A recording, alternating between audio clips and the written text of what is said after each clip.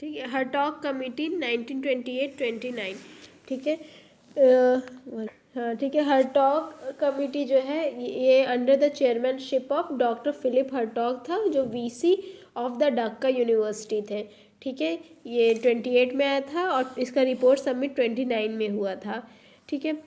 अगर इसकी historical background को देखें तो ये वो वक्त था जब फर्स्ट वर्ल्ड वॉर जो है ख़त्म हुआ था 1917-1919 में का, और ये वो वक्त है जिसमें इंडियंस जो है उनमें नेशनलिस्ट मूवमेंट मतलब स्टार्ट हो चुकी थी। नाउ पीपल वांट फ्रीडम, तो गांधी जी ने नॉन कोऑपरेशन मूवमेंट स्टार्ट कर दिया था। इसी वक्त साइमन कमीशन आया था, दैट इज़ इन 1927। तो लोग उसमें उसके वजह से भी लोग बहुत ही हॉस्टाइल थे, बहुत ही अगेंस्ट थे। गवर्नमेंट ऑफ इंडिया एक्ट 1919 से भी बहुत ही ज़्यादा नाराज़ थे। तो इन चीज़ों की वजह से और वर्ल्ड वॉर की भी वजह से बहुत ही एक जितनी भी कॉलोनीज़ ऑफ ब्रिटिश थी उसमें बहुत क्या कहते हैं कि एक तरह से उथल पुथल मच चुकी थी, मतलब ठीक है। तो उसको रीऑर्गेनाइज करने के लिए there is a need for मतलब एजुकेशन में ख़ास के कमिटी की ज़रूरत थी। और नॉन कोऑपरेशन मूवमेंट की वजह से कई लोग ऐसे थे जिन्होंने एजुकेशन छोड़ दी थी, यूनिवर्सिटी छोड़ दी थी। तो इसीलिए सर फिलिप हॉटॉग के चेयरमैनशिप टर्म के ये जो हॉटॉग कमेटी है वो सेटअप हुई। मतलब क्यों? For the reconsideration, readjustment and resolution of the educational system of the country, ठीक है। The committee was not satisfied with the literacy of the Indians, मतलब ऑफ इंडिया मतलब कंट्री का। जब ये कमिटी बैठी तो उससे पहले वही रिसर्च होती है रिपोर्ट के लिए, तो उन्होंने देखा कि यहाँ की लिटरेसी बहुत ही बेकार है हो रही है, और मतलब रूरल एरियाज में ख़ास के बहुत बुरा हाल है। तो this committee was the comprehensive report in regard to the primary, secondary, higher and all other aspects, ठीक है। तो इन्होंने कुछ प्राइमरी एजुकेशन, कुछ secondary education, higher education, women education and other recommendation दिए थे। तो सबसे पहली बात करते हैं प्राइमरी एजुकेशन में इन्होंने क्या रिकमेंड किया। रिकमेंड करने से पहले इन्होंने कुछ डिफेक्ट्स बताए, like there were very less primary education quality in rural areas, people are conservative and non hygienic, wastage and stagnation बहुत बढ़ा हुआ था। 60% of the primary school were single teacher school, ठीक है। तो क्या रिकमेंड किया, रिकमेंडेशन क्या थी? Planning to make primary education compulsory, quality development, minimum 4 years duration of primary education होना चाहिए, time table according to the environment and circumstance of the school. Time table भी जो है वो फ्लेक्सिबल होना चाहिए according to the environment of the school, circumstance of the school. Curriculum को ही बोला कि वो भी फ्लेक्सिबल होना चाहिए, लिबरलाइज होना चाहिए according to the need and condition of the village life, ठीक है। स्टैंडर्ड ऑफ टीचिंग, मतलब टीचर्स ये बोला कि उसको बढ़ाना होगा, उसको अपडेट करना होगा। Refresher course should arrange time to time, salary should be attractive, उनकी सैलरी को बढ़ाया जाए।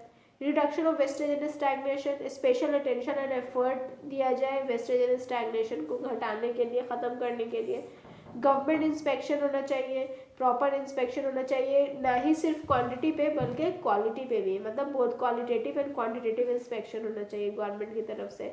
Centre for rural welfare, primary school को सेंटर फॉर रूरल वेलफेयर होना चाहिए, मतलब पढ़ाई के साथ साथ वो सेंटर फॉर रूरल अपलिफ्टमेंट भी होए, मतलब वहाँ मेडिकल रिलीफ भी दिया जाए, एडल्ट एजुकेशन भी दिया जाए, मास लिटरेसी भी हो, सैनिटेशन भी हो, रिक्रिएशन भी हो, ये बात है, ठीक है। मतलब होता है जैसे कि अभी क्या कहते हैं वैक्सीनेशंस वगैरह जैसे आज भी स्कूल्स में दिया जाता है, वोट वहाँ होता है, तो इस काम में भी प्राइमरी स्कूल्स को यूज़ किया जाए खास के गाँव में।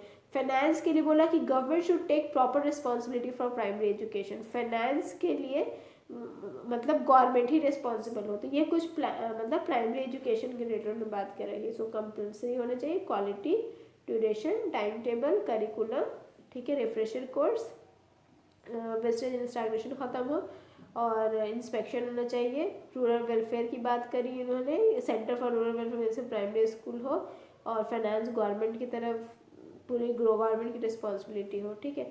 फिर सेकेंडरी एजुकेशन की बात की जाए तो उसमें डिफेक्ट्स ये थी, इन्होंने बताया कि ये पूरा एग्जामिनेशन ओरिएंटेड है, और percent of failure at the matriculation was very large, और उस ज़माने में ये देखा जाता है मैट्रिक्स में सबसे ज़्यादा लोग फेल करते थे।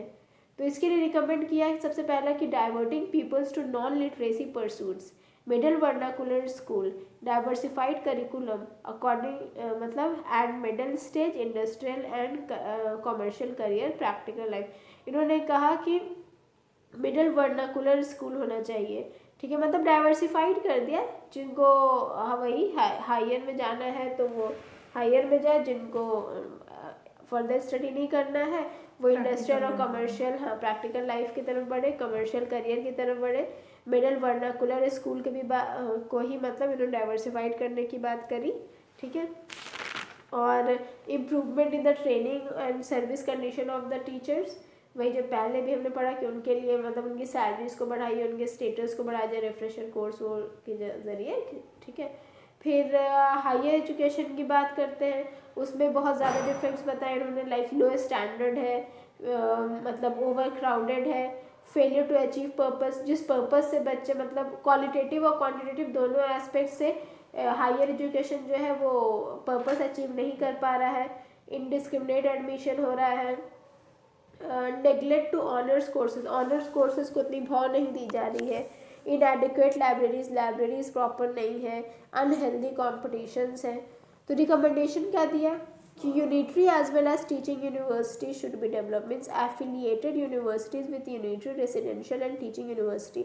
कलकत्ता यूनिवर्सिटी में भी जैसे बात हुई थी, इन्होंने यूनिटरी रेसिडेंशियल टीचिंग यूनिवर्सिटी की बात की, ठीक है, जैसे कि अलीगढ़ मुस्लिम यूनिवर्सिटी है ना, कि मतलब यूनिटरी यूनिफॉर्म है, यहाँ हॉस्टल्स भी हैं और डिपार्टमेंट ऑफ एजुकेशन भी, मतलब टीचिंग यूनिवर्सिटी है। तो याद रखिए URT मतलब यूनिटरी रेसिडेंशियल टीचिंग यूनिवर्सिटी की बात की। Appointment of teachers by the university, ठीक है। Honours course should be given more importance, ठीक है, दैन पास कोर्स, ठीक है, उनको क्या कहते हैं, ऑनर्स कोर्स को ज़्यादा इंपॉर्टेंस दिया जाए। Employment bureau should be open in university, employment में लाइक प्लेसमेंट सेल है ना, एम्प्लॉयमेंट ब्यूरो खुलना चाहिए। Admission should be on the basis of ability and aptitude, admission जो है वो एबिलिटी एंड एप्टीट्यूड के बेसिस पे होना चाहिए, मतलब जैसे ना एंट्रेंस टेस्ट, तो इंसान के एप्टीट्यूड पता चलेगा, उनकी एबिलिटी, ठीक है। वेल इक्विप्ड लाइब्रेरीज होने चाहिए। Secondary examination should be in a proper way, ठीक है। Departmental examination to recruit graduates in administrative service, ये सबसे अच्छी जो रिकमेंडेशन थी वो ये थी कि departmental examination should be conducted to recruit the graduates in administrative service, कि मतलब डिपार्टमेंटल ही मतलब within the college examination हो, जिससे जो कॉलेज के जो ग्रेजुएट्स हैं उनको एडमिनिस्ट्रेटिव सर्विस के लिए चुना जाए, ठीक है। Department examination to recruit graduates in administrative service. Women education की बात हुई, फिर वेमेन एजुकेशन के लिए उन्होंने ये रिकमेंड किया, there should be equal importance to boys and girls, primary school for girls in rural areas, ठीक है। Girls should be allowed to study in boys school, मतलब को एजुकेशन की बात की उन्होंने। Curriculum of girls include home science, hygiene, music, specially at secondary level. Training of women for teaching job, teaching job के लिए इनको train करने की बात की गई। साइंस, हाइजीन, म्यूजिक, ये होम साइंस, मतलब ये सारी चीज़ें गर्ल्स को पढ़ाया जाए। Education for women should be priority and compulsory, in fact education for women को कंपल्सरी बनाया जाए, प्रायोरिटी बनाई जाए। अदर रिकमेंडेशन में इन्होंने हरिजन की बात की कि Harijan should receive education to main stream with other caste, क्या मतलब जहाँ बड़े बड़े लोग पढ़ते थे एलिट लोग, उनके साथ हरिजन में पढ़े। Technical and industrial education at universities, technical and industrial education को यूनिवर्सिटी में लाया जाए, सेकेंडरी ही लेवल पे नहीं बल्कि यूनिवर्सिटी पे भी लाया जाए। डिपार्टमेंट ऑफ एजुकेशन हर खुलना ज़रूरी है हर यूनिवर्सिटी में, ठीक है। Appointment for more personnel at department of education and more in inspecting staff, ठीक है। इंस्पेक्शन के लिए और डिपार्टमेंट ऑफ एजुकेशन के लिए ज़्यादा से ज़्यादा स्टाफ को, पर्सनल को अपॉइंट किया जाए, ठीक है। तो ये सारे कुछ इनके रिकमेंडेशन थे। तो इसके इम्पैक्ट क्या हुआ, what was it's critical appraisal, means पहले तो ये वो निगेटिविटी ये है कि लोगों ने इसको क्या किया, report of Hartog receive cold and hostile reception in the nationalism, क्योंकि वो नेशनलिज्म वाला वर्क चल रहा था, नेशनलिस्ट मूवमेंट चल रहे थे, तो लोग ने इसको बिल्कुल ही धक्कार दिया, मतलब बहुत कोल्ड, मतलब ठंडा और हॉस्टाइल रिसेप्शन दिया इसको, और कहा कि क्वालिटेटिव डेवलपमेंट तो है बट नो क्वांटिटेटिव डेवलपमेंट, मतलब ये बात कह के कि क्वालिटी तो आपने बढ़ा दी पर क्वांटिटी में कोई इजाफा नहीं हुआ है। The condition of secondary education development was better than primary education, और सेकेंडरी एजुकेशन की कंडीशन में ज़्यादा इजाफा हुआ था, ज़्यादा इम्प्रूवमेंट हुआ था as compare to primary education के। ये वही वक्त था जब शांति निकेतन रविंद्रनाथ टैगोर ने खोला, DU खुला, ठीक है, बहुत सारे प्राइवेट स्कूल्स डेवलप